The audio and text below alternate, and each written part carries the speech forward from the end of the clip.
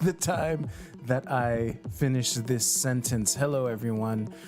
For those of you watching after the fact, thank you so much for your attention. As always, you will find the timestamps in the description below. And please hit the thumbs up button. It helps me out a lot. And to those of you watching live, I'm pretty sure we'll be able to start on time. So enjoy the music. I'll see you soon.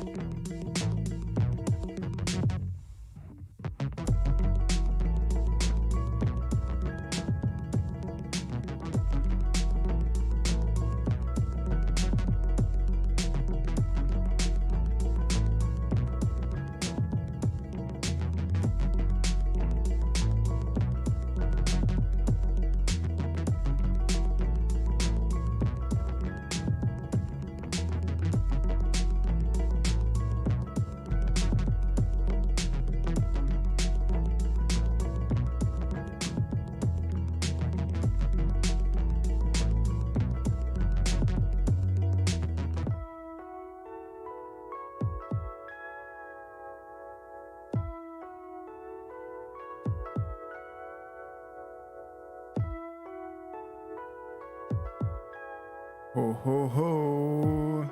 Whoops. Let me turn this off. Let me switch over to the camera. How's everyone doing?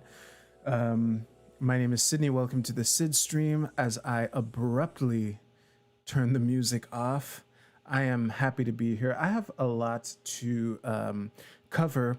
There's one thing that I forgot to do before starting, so let me just make sure that my browser scene works.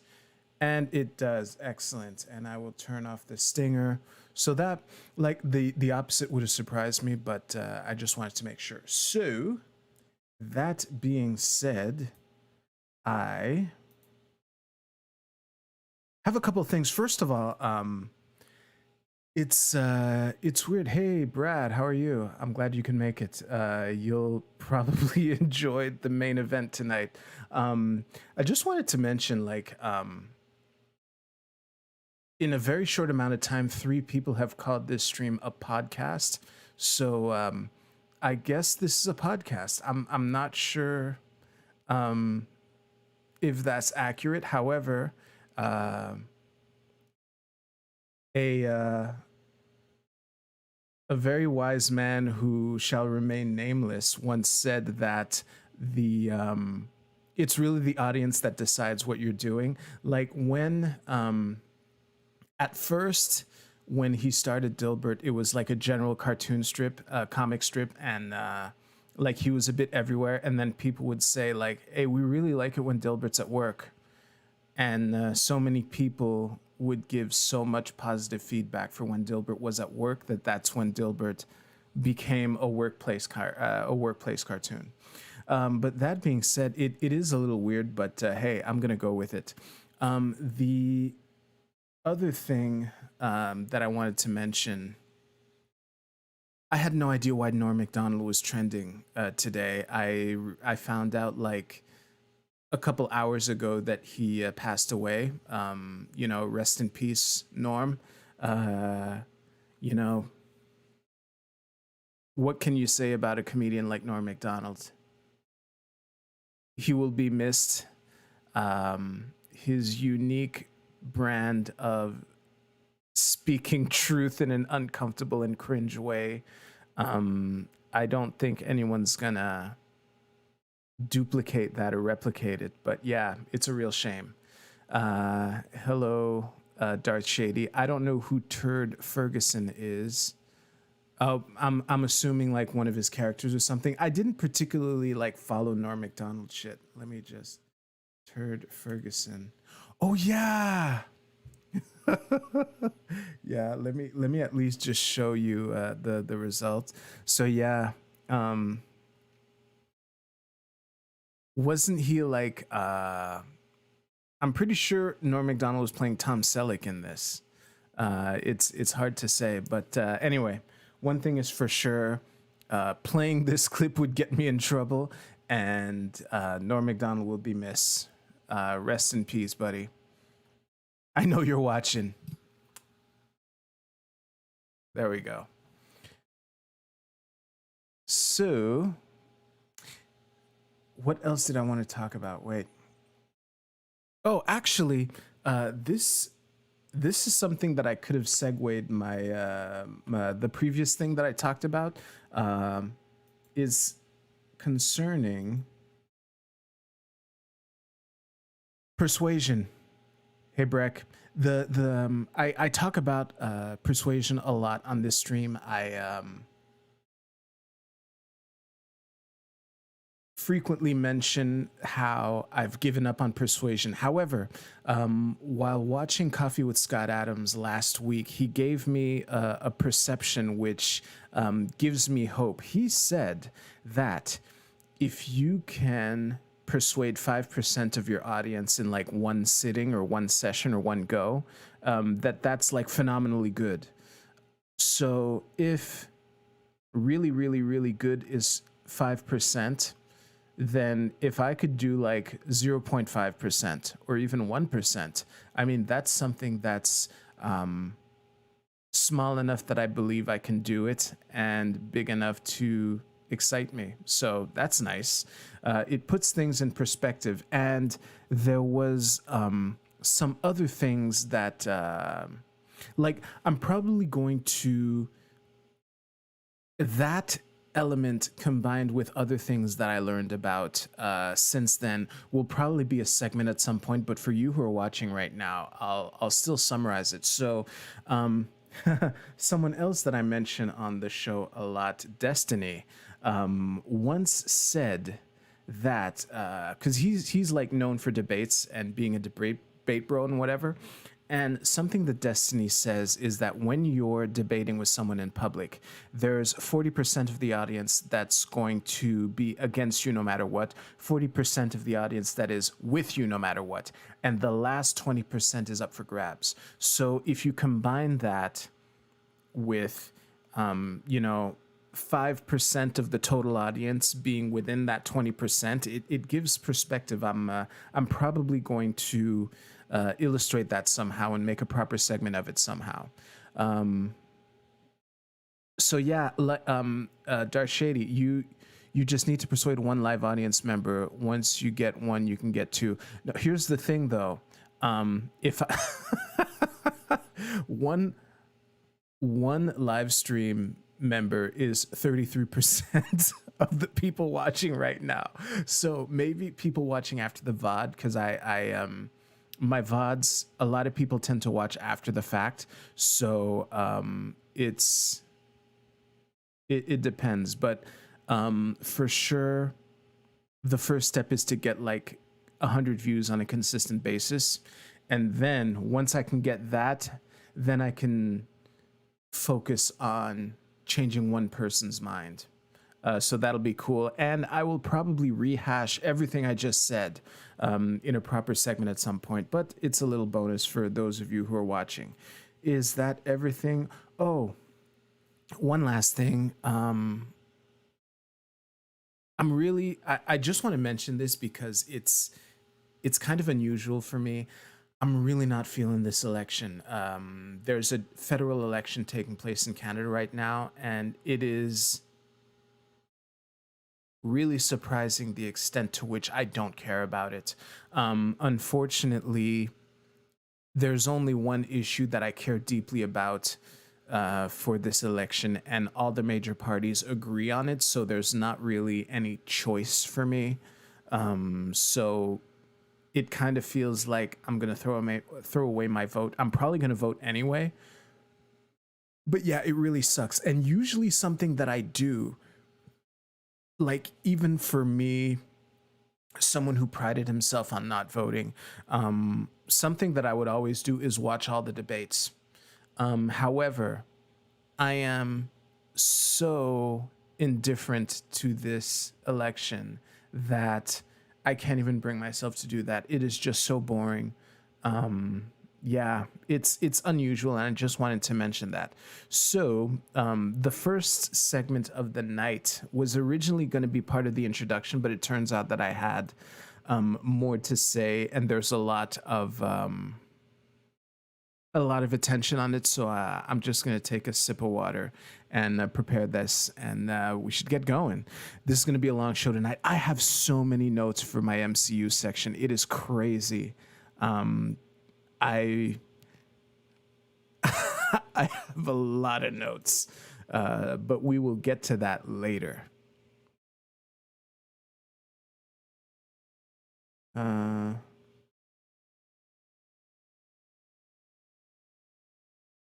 Radbot, I am both with you no matter what and against you no matter what. Right back at you, buddy. All right.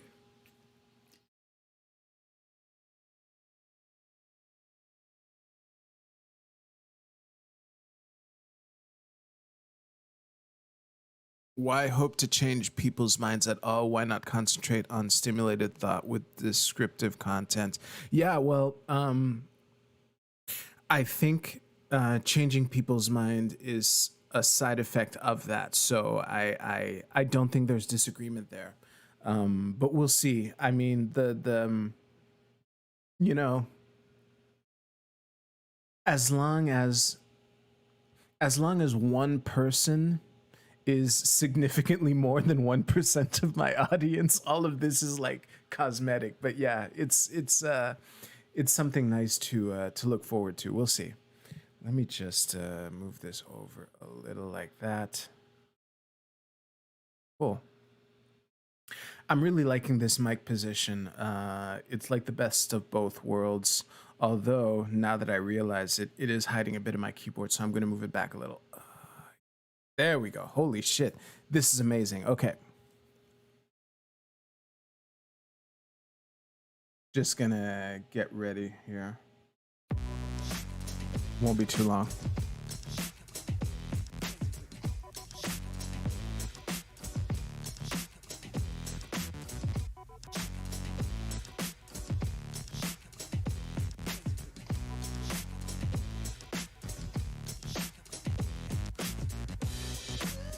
Yeah, this is it. But this is the most important election of our lives. Yeah, thank you, Frank. Your opinion has been noted. All right.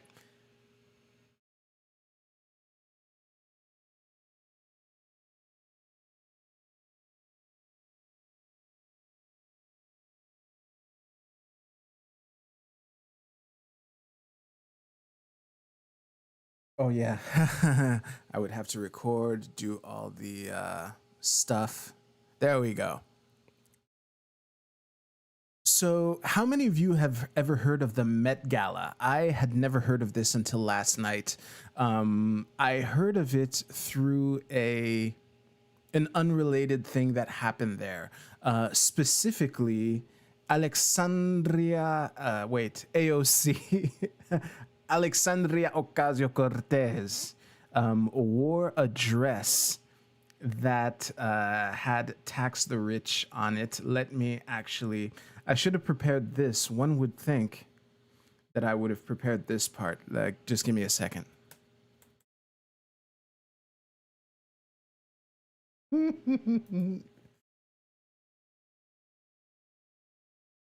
There it is. So this, her wearing this at the Met Gala provoked quite a lot of conversation, which is part of the reason why, as I reflected on this, I realized that I was going to address it no matter what. However, let me just zoom in on this here. This is the dress. So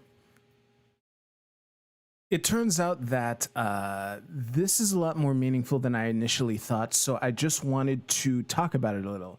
So the first thing that I want to mention is this is part of why I love the ground news service so much. I talk about it a lot on this stream. I talk about ground news a lot on stream. However, this is a really interesting way to look at the microcosm of how different people are covering this event. So let's take a look at the full coverage on ground news here. We're not going to read any articles because most people wouldn't anyway. But let's just take a look at some of the headlines here. So we will filter by right-leaning first. Let's see here. AOC wears tax the rich dress to, oh, here it is. So this is something that gets brought up a lot by people who don't like AOC. So the definition of privilege, wearing a tax the rich designer dress to a $30,000 a ticket gala. A lot of these sources, or at least as of last night, again, here the blaze, no surprise here. AOC wears tax the rich dress while attending a star-studded $30K per person Met Gala. These things are illustrative of how the right was covering this. Now let's take a look at the left here. I'm sure we're going to see this much more reserved. So, okay, yes, wears tax the rich dress at Met Gala. Here, oh, Teen Vogue. AOC made political statement with her dress at the Met Gala 2021. You know, wait, let's try to get a nice one here. Okay, so the key difference here that leaps out at me is that right-wingers or right-wing news outlets have a stronger tendency to cover, to mention the price of the ticket, despite the fact that there's no way AOC paid for her ticket. She addressed in a tweet herself that, she was invited there. Like the price of a ticket isn't that relevant. But I just wanted to say that, and I called this last night, this is a really good move on her part. This stunt that she pulled, and I think the word stunt is fair here. A stunt like this illustrates why, for a while now, I've been calling AOC a left-wing Donald Trump. Everyone gets angry when I say that because they can't look past the politics. When I say that AOC is a left-wing Trump, I'm not talking about the political positions. They could not be more different. However, what I'm talking about is commanding attention, being able to do provocative things that will get people talking about what you want them to talk about. And the bottom line is this illustrates this perfectly, to the point where, let me just make sure. This to me is a, wait. I just want to illustrate what to me is a dead proof that AOC managed to do what she wanted to do, which is to gather attention on tax the rich. She mentioned herself, I believe, in an Instagram story, how the Google trends for tax the rich like skyrocketed. However, for me, let's look at.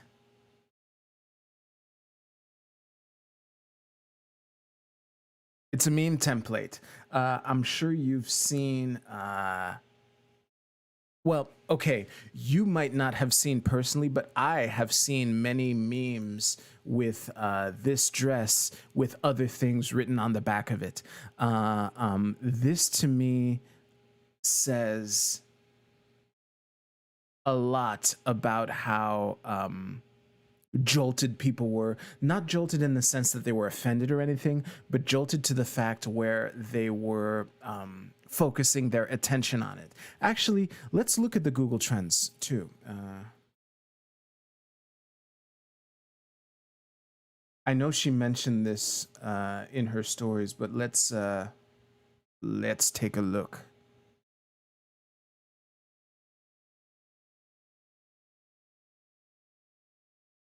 Whoops.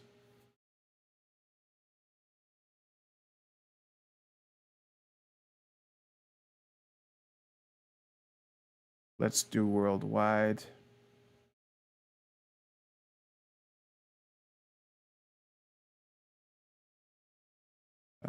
Past 5 years.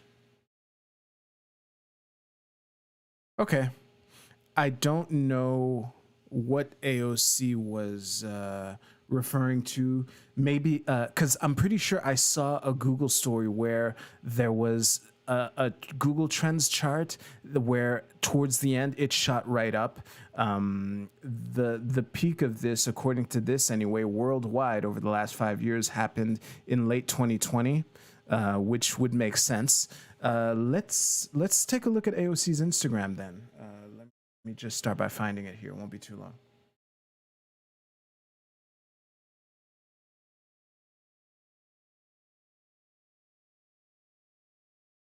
Actually, this right out of the gate, this is my homepage on Instagram, and this is an example of the kind of thing that people are doing.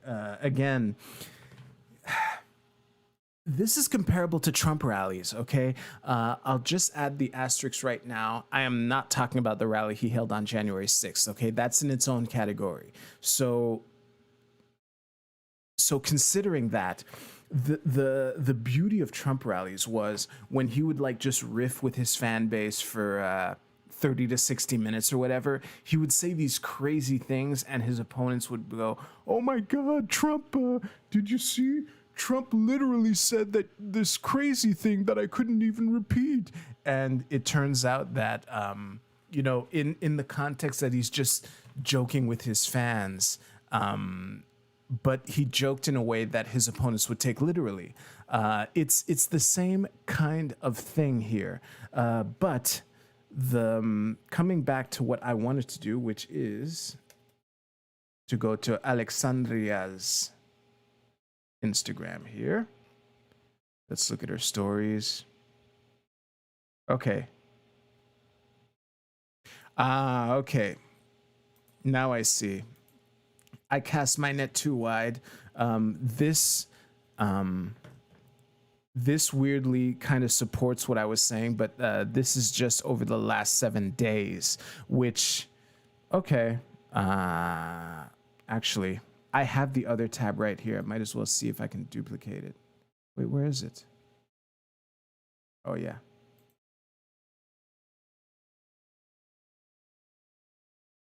Let's at least see if we can replicate the result. 7 days.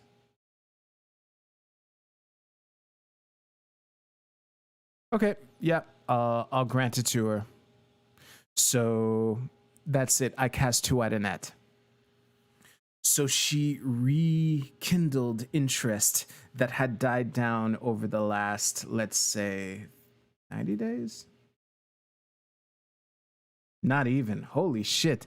This is. Wow. Even in her framing of this is it plays into my point where by wow, this is even better than I anticipated. Wait.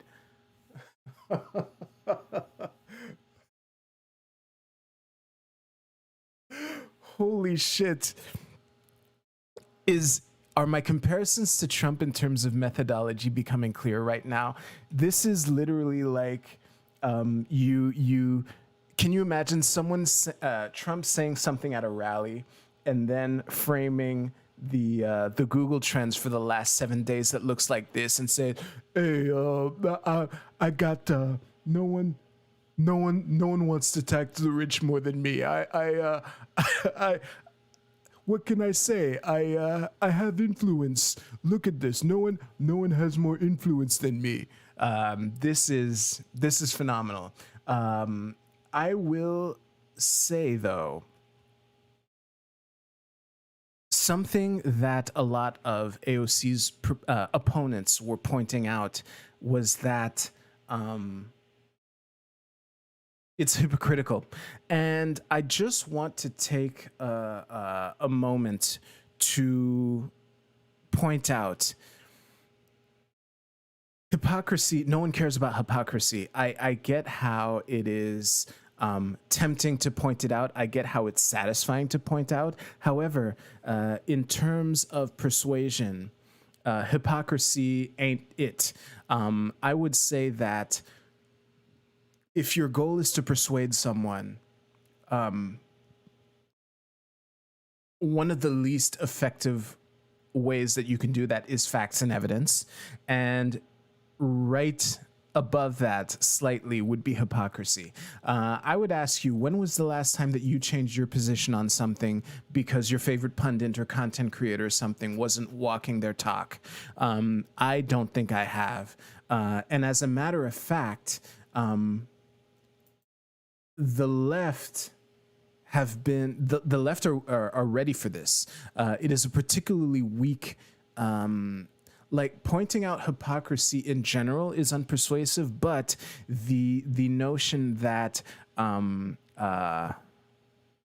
that she would wear this fancy dress that says tax the rich. Let's say that she even did pay for her ticket. Okay, let's say that AOC had $30,000 that she could spend on a ticket to the Met Gala. Pointing out the hypocrisy wouldn't do much, and this has been a meme for a while now, to the point where pointing out how quick lefties are to counter claims of hypocrisy with this cartoon has become a meme in and of itself. Actually, wait, yet you live in society. Look at this. Look, there's even a couple with AOC here. And I'm not sure who's being made fun of here, but this is an illustration of what I mean, where this particular critique is not the angle. Like, hey, if your goal is to circle jerk about how hypocritical lefties are with your right-wing friends, then hey, have at you. You know, I'm not gonna stop you. However, the if your goal is to try to convince them to change their ways, that's not going to be how you do it. I would like to close out by pointing out, of all the people, in my opinion, the most base take that I've seen on this is from Lauren Southern, who pointed out, if you can wear a political statement to the Met Gala, it isn't controversial, LMAO. That is fair. And I think that it is interesting because, yes, you know, I'm sure there are a bunch of rich people who are at that gala who already have, like, you know, a bunch of tax lawyers and a whole team of tax lawyers working for them, who found her dress quite quaint, you know. So yeah. Are you qualified to diagnose? Have you read the DSM? I don't know. Okay, yeah, them. Okay, yeah, these are chatters talking amongst themselves. So, thank you very much for watching. I would invite you, if you like this video, to please hit the like button and also watch this video right here coming up. Thank you so much. I'll see you soon. Boy, I flubbed the ending there. But that is the nature of the beast. It is 10:30 and the main event is coming. I doubt we're going to be playing Stardew Valley, but we'll see. I have so many notes and I don't even know how I'm going to work my visual aids into this. Let me just see here. This one I'm going to need.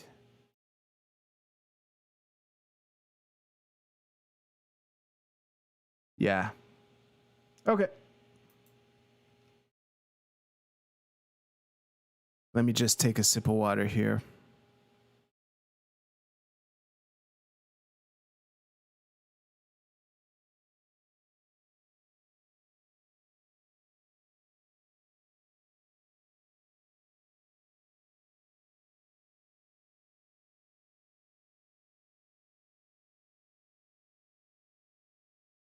Jeez, I already went through half of this.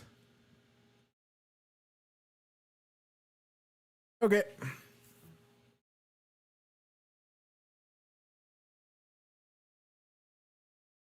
All right, let's get started.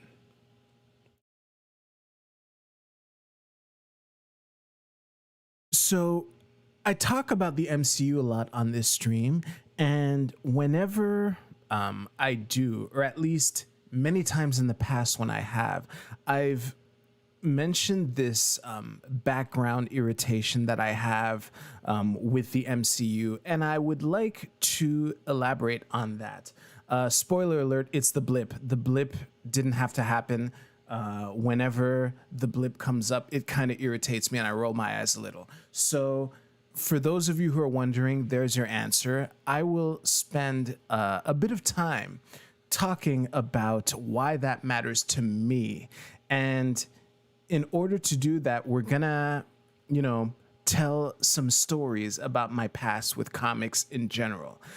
Before I do that, though, I just want to put forth some caveats here. So the first thing that I want to mention is that I know there are people who who have fun hunting for Easter eggs, like people who break down every pixel of every frame of every Marvel movie. To those people, you're probably going to know things that I did not know. However, I don't think this invalidates my overall point. One thing is for sure, Marvel writers are clearly having fun putting Easter eggs for you. So, have fun. It doesn't hurt anyone. A blatant example would be the Thanos copter at the end of Loki. Like, that was so glaring, even I noticed it. And I don't particularly spend time hunting for Easter eggs, but I just wanted to point out it is quite possible that I will overlook something that y'all have noticed, and feel free to let me know in the comments below.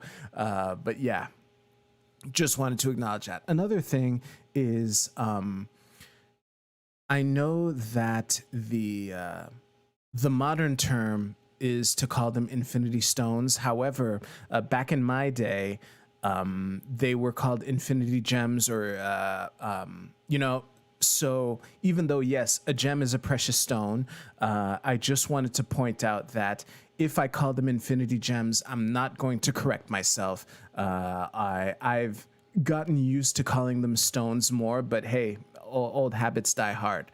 The last caveat that I want to mention is, no matter what I end up saying, I just want to point out the Marvel movies are great. I love them. I really enjoyed Endgame and Infinity War. I fucking love those movies. I watched them again as a just to make sure that I was up to speed, because the last time I saw these movies was in theaters. So I'm really glad that I got to refresh my memory, and they're really good movies. Okay, that's not the point of what irritates me. Okay, now let's talk a little about the Infinity Saga, or the Infinity Gauntlet story as it exists to me. So I read the Infinity Saga back in the late 90s or early 2000s. I have them here, actually. I broke out my comic book collection here. So I read Infinity Gauntlet, 6-part miniseries. I read Infinity War, which is the closer follow-up to that. And I also read Infinity Crusade, which I actually enjoyed. Infinity Crusade.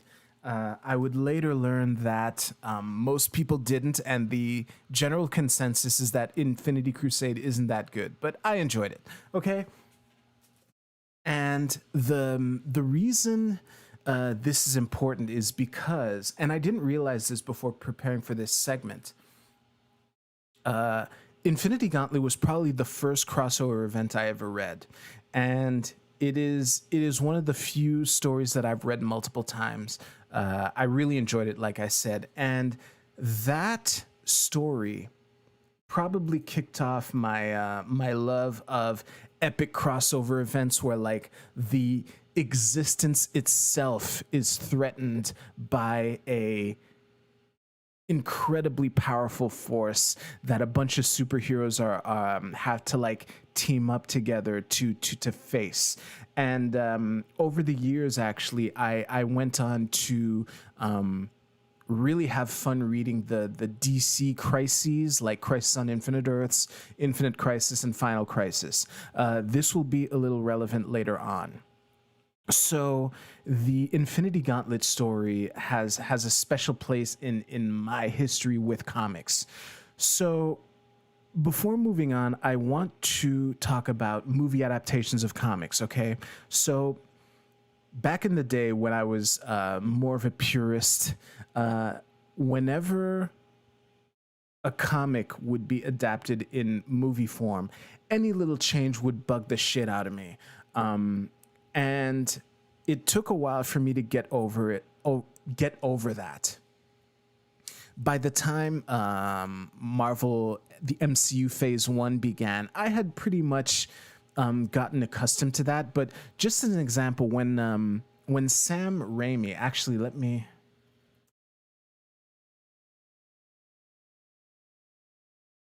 So this is back in 2002. Yeah, it was delayed because of 9/11.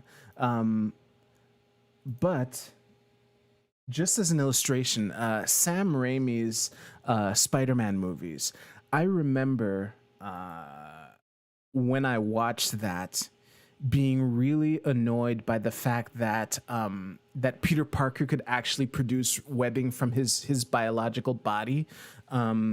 And I remember my friends saying, well, it makes more sense that way. And I countered them by saying, but you're kind of removing you're removing a rhetorical trick. You're removing a plot device from you. The trick of Spider-Man running out of webbing, or having to adapt his webbing, like with a special formula to defeat a certain enemy. If he's producing it with his body, you can't really do that. And I am filing that under Sydney was right, because in Spider-Man 2, what they did was, ooh, I feel bad. Peter can't shoot his webs because Peter's sad. Peter can't shoot. And that kind of sucked, whereas, had he had a device, it could have been a better way to deal with plot twists that way.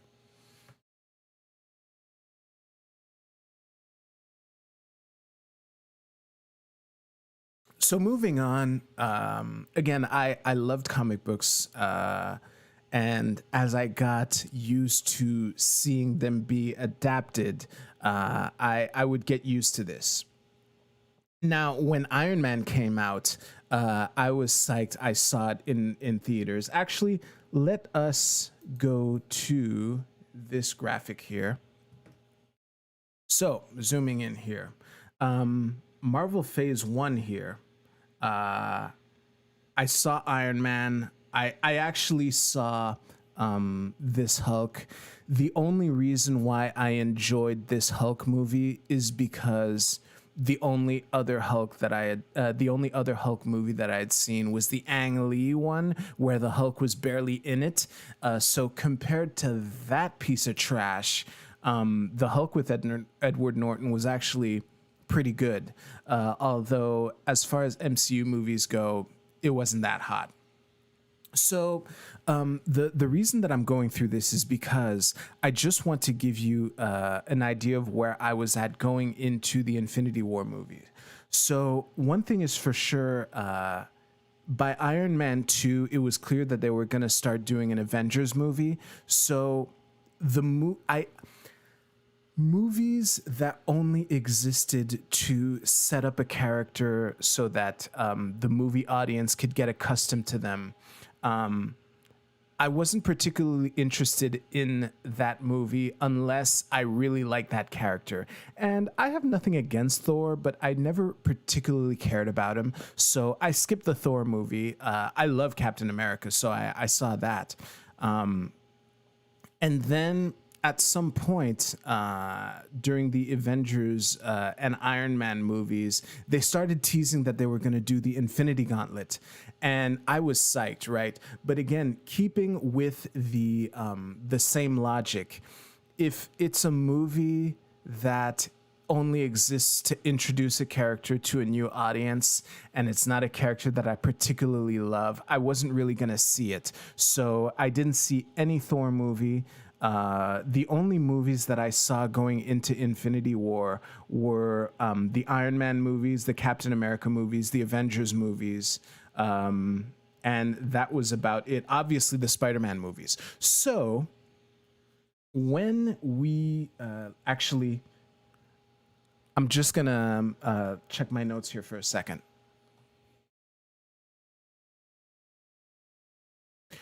Oh yeah.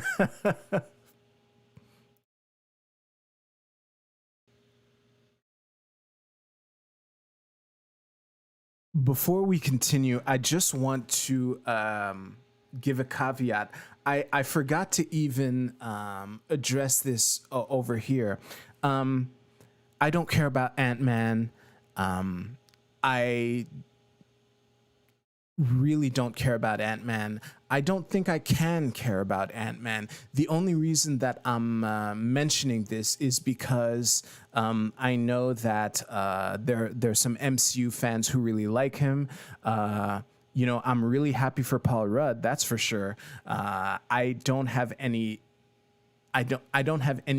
ill will towards Ant-Man, but it is impossible for me to care about this character. So you can have like as many Ant-Man movies as you want. I'm not gonna see that. I'm not gonna see it. And I'm familiar enough with, yes, gets big, gets small. I got it. So when Ant-Man was in Civil War here, I didn't mind.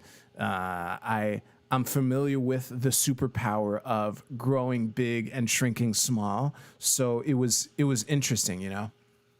And strangely enough, no pun intended, I actually like Doctor Strange, but it was so obvious to me that this was just to set up an Infinity War that I skipped this movie. Now, the joke would kind of be on me because I would later on see these movies a lot later, but I never saw Doctor Strange, Guardians of the Galaxy, Thor Ragnarok.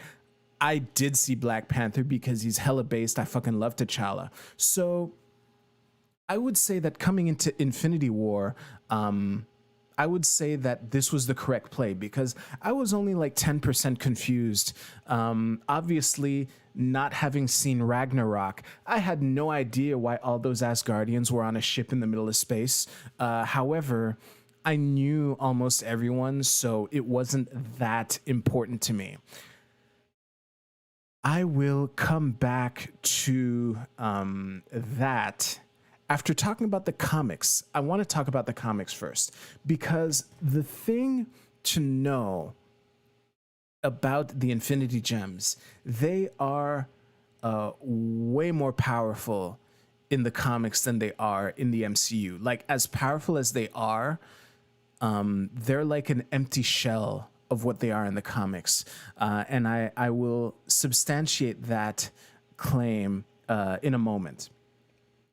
One thing that I want to stress is that at the beginning of Infinity Gauntlet, Thanos has all 6 stones right away.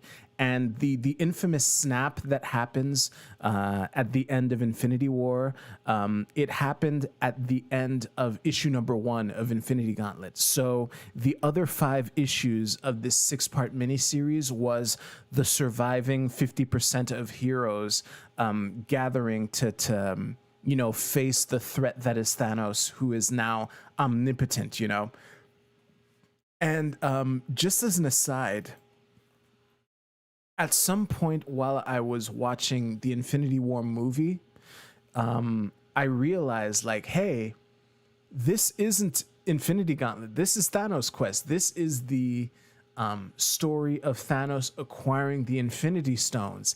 And when I got that comprehension in that movie theater, I started rooting for Thanos, because I was like, yeah, let's do it. Let's get to the snap, because I know it's happening. Their characters throughout the movie had been teasing it. Let's get to it. So it was really interesting watching people react to the snap, where I was.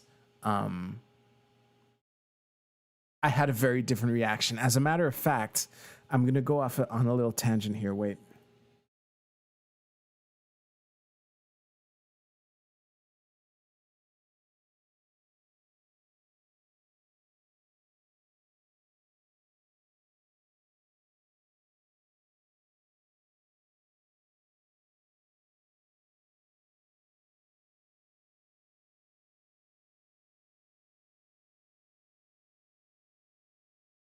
Come on.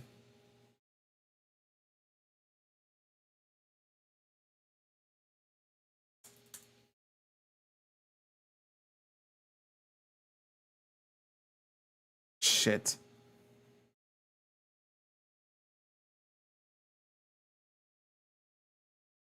Won't be too long, folks.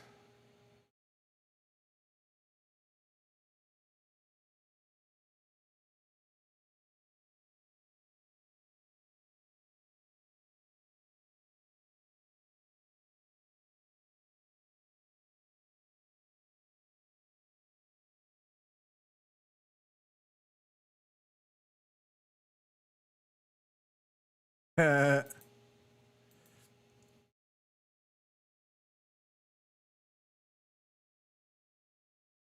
I wanna.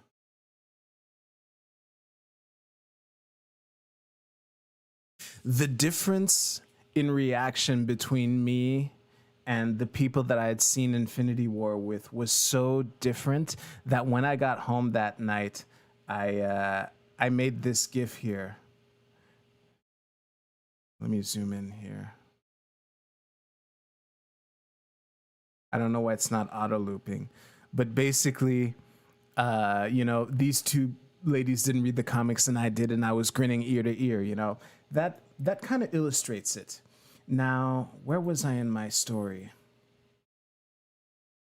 Oh yeah, so coming back to how the Infinity Stones work, let's take the space gem as an example, okay?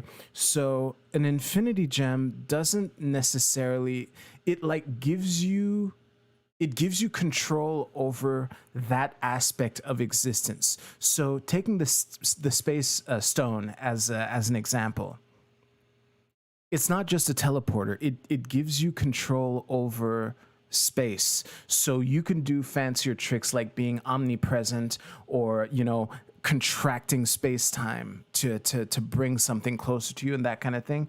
And I found it interesting that At the beginning of the Infinity War movie, there was kind of a hint at how the stones do work like that, because Loki tries to stab Thanos, and Thanos like stops it with the glove, but all he had at that time were the power glove and the space, the power gem and the space gem. So that the fact that he could stop, that he could stop Loki's attempt to stab him with the gauntlet as it was, it kind of hints at the fact that the stones in the MCU kind of work that way as well. And that will be relevant later. The other thing to keep in mind is that in the comics, merely possessing a gem was enough.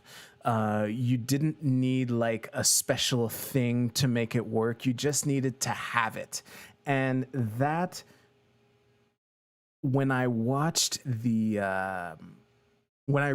Infinity War and Endgame, I realized that there was a key line that I missed that kind of explained why they kind of made it explicit that the gems don't work that way in the MCU. And it's when that dwarf character played by Tyrion Lannister, who said, Thanos asked me to make a device capable of harnessing the power of the stones.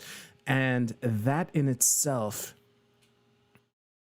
negates the rule as it existed in my head, which was that merely possessing a stone gave you dominion over that aspect of existence, right? So in Endgame, when towards the end, when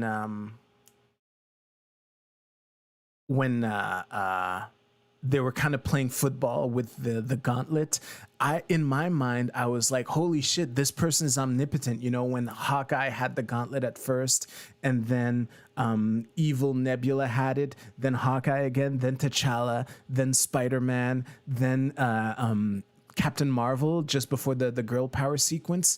In my mind, I was like, holy shit, why aren't they like doing it, you know? Another thing that would have been completely different, which in my mind would have ended the movie right there, when Bruce Banner brings everyone back by snapping the glove. In my mind, as soon as he put the gauntlet on, Bruce has the Mind Stone and the Time Stone. So with that in mind, the way the stones work in my mind, just by putting the glove on, he should have known that Nebula was an imposter and that Thanos was on his way. But again, they made it explicit in that one line in Infinity War that it was just my misunderstanding. But that being said, in the MCU, I don't know how. Here's how to illustrate how much weaker these stones are in the MCU. Not only do you need a device to make them work, but you need to feed your life force to make them work too. So it's like, picture Aladdin's lamp, where the genie can grant you any of 3 wishes. However, every wish ages you 30 years. I would consider that, you know, if you compare the Infinity Gems, where merely having all 6 of them makes you omnipotent, like the gauntlet in the comics is just a convenient way of carrying them around and making them harder to take from you, you know? And in the movies, the gauntlet is what makes it work, and you need an extremely tough person to like feed their life force as the fuel, you know?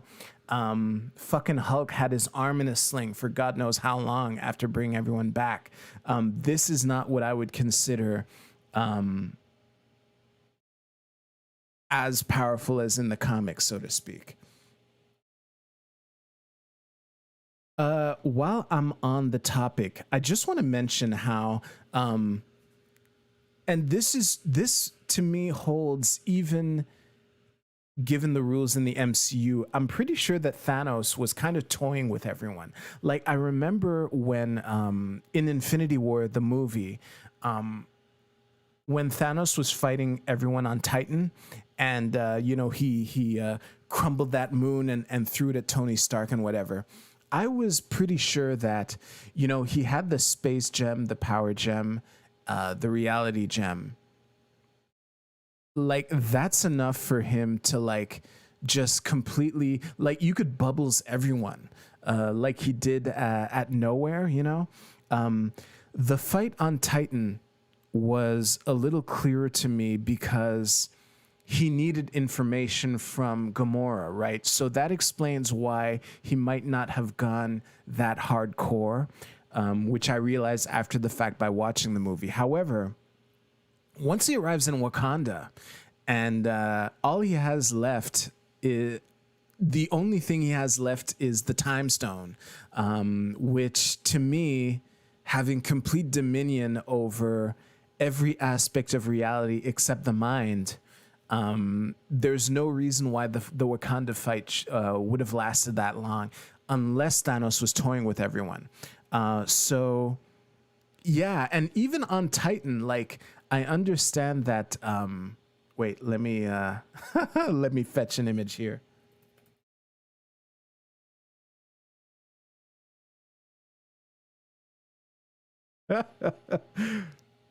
Wait.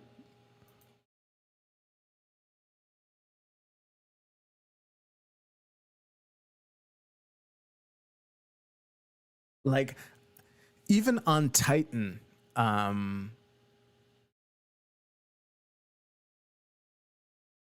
forget if he had the soul gem on Titan or not, but the one thing is for sure, I understand that Doctor Strange had locked the time stone away with a simple spell that is quite unbreakable. However, one wonders how a simple spell would fear. One wonders how well a simple spell would fare against the reality stone. Not only the reality stone, but also with the power stone. Like the power stone, serves as this like nitrous oxide, which makes all the other gems more powerful. So it's difficult for me to conceive of that. But one thing is for sure, the fight on Wakanda never should have lasted that long. One little sip of water, and then we're in the final stretch.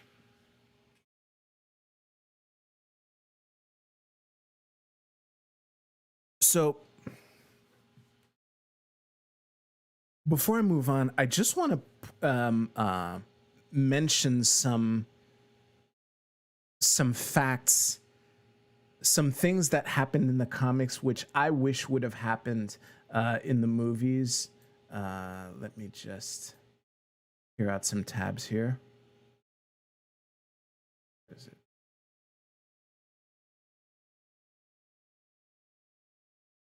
Whoops.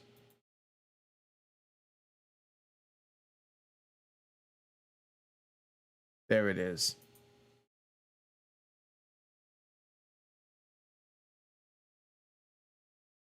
I wish that this would have happened, or at least some kind of nod to this. But in the comics, at some point, Thanos turns Thor to glass, and then the next page he shatters him.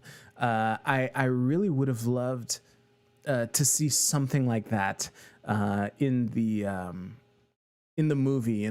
Like, there's the notion of turning people to bubbles. I remember at some point he sliced and diced Drax into cubes, but weirdly, for some reason, as soon as he left, Drax and that other chick with the antenna, they reassembled themselves. It's yet another example of how much weaker these stones are in the movies. Now, oh yeah, and on the subject of Thanos,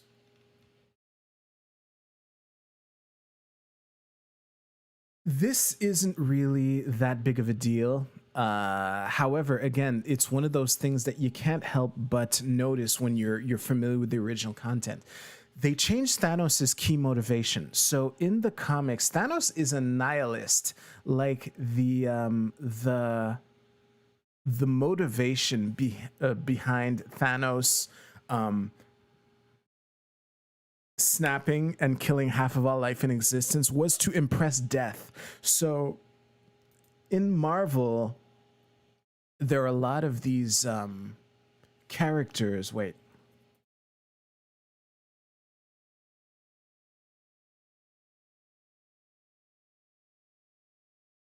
So in the comics, death is usually embodied like this is an age-old thing, the Grim Reaper with the hood and the scythe and everything. But in the comics, death is a woman. And like this whole quest to obtain the Infinity Gems and snap half of our life out of existence was to impress a woman. That was like, to impress a woman was the surface motivation, but the deeper motivation behind that, because this isn't just any woman, this is death, right? Is the nihilism. And to change his key motivation from nihilism to this perverted altruism where like, hey, I'm actually helping you out, bro, by killing half of you, the half that are left will thrive, It was, I get why they did it, and ultimately I think it was the good move. However, it was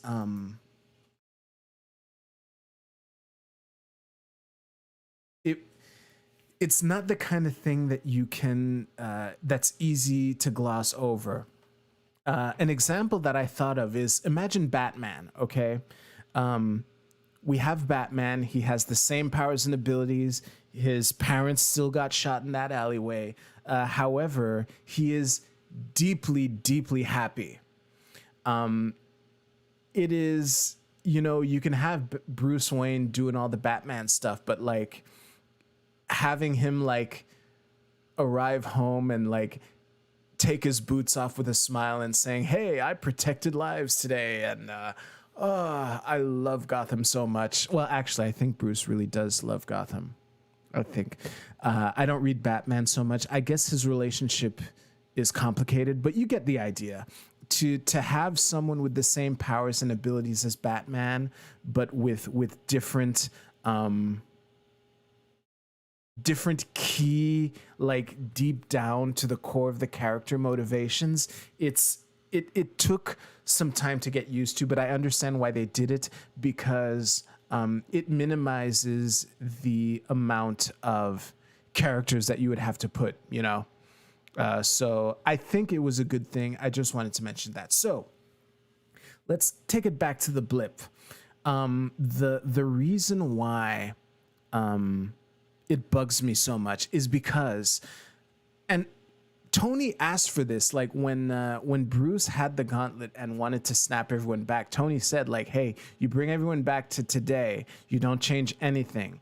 However, they hinted at this at the beginning of Infinity War, where the time gem could potentially like give you dominion over the concept of time. So the same concept that had him stop Loki's stab with only the space gem could have been used to basically, you could have brought everyone back to 5 years ago and basically make it so that the snap never happened, and also bring Tony and his family back 5 years as they are now with all the memories and things.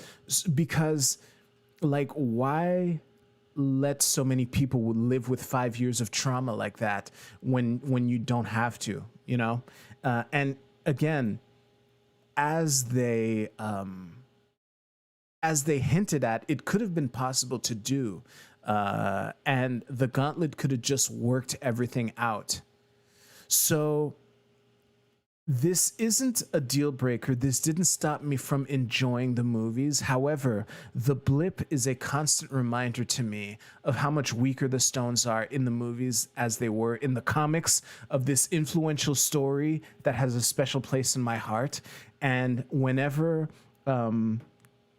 I watch MCU content that deals with the consequences of the blip, I kind of roll my eyes internally, like I did during Falcon and the Winter Soldier, which the blip was a major part of this, and how, like, you know, the people who were out of existence for 5 years and got their houses foreclosed on, like, what do we do with all these people? Like, this isn't something that had to happen.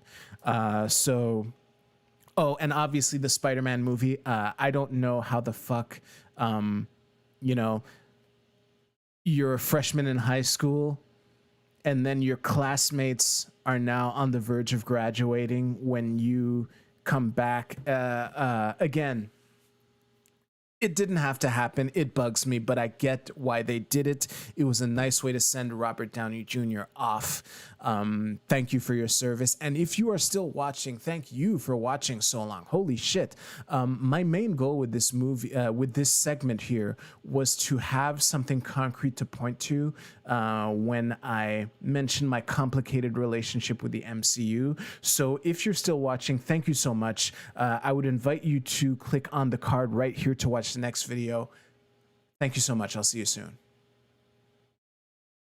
Hey, that went better than I thought it would. I have so many notes for this. It's insane. And I got lost at some point in there, but yeah. Geez, most of y'all stayed for all that. Thank you. This is basically me bitching about the MCU, but yeah, I'm glad I got all that off my chest. I prefer what you say was in the comics, impressing death. We were robbed. You know, again, it's. Oh wait, this is something I'm recording again. I'm gonna splice this back in because y'all need to see this. Wait.